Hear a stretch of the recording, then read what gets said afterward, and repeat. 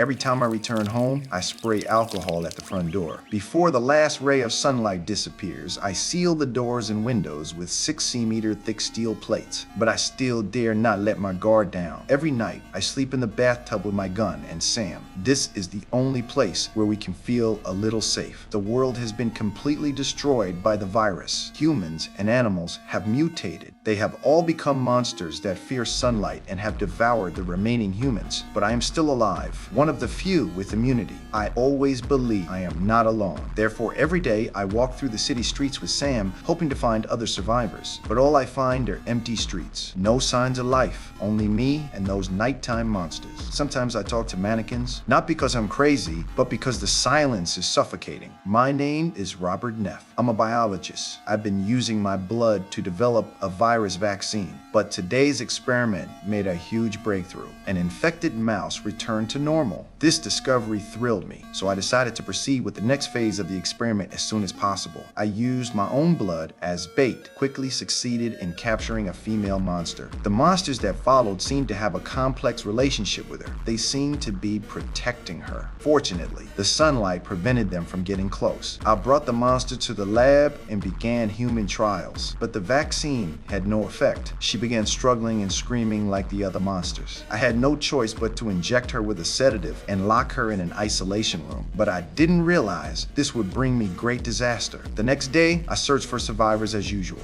but I saw a strange scene. The mannequins in the store were standing in the middle of the street. I panicked because this was impossible. I instinctively pulled the trigger. The mannequins immediately fell to the ground, but it was too late because it was a trap.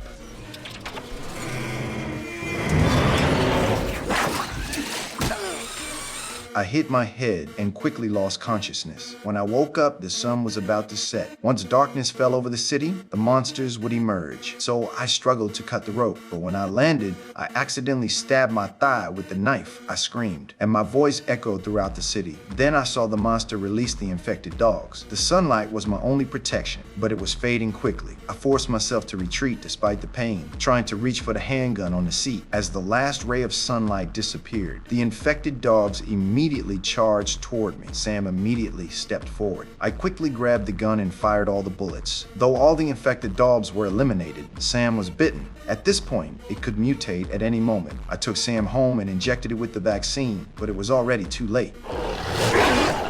Now, I had to make a difficult decision.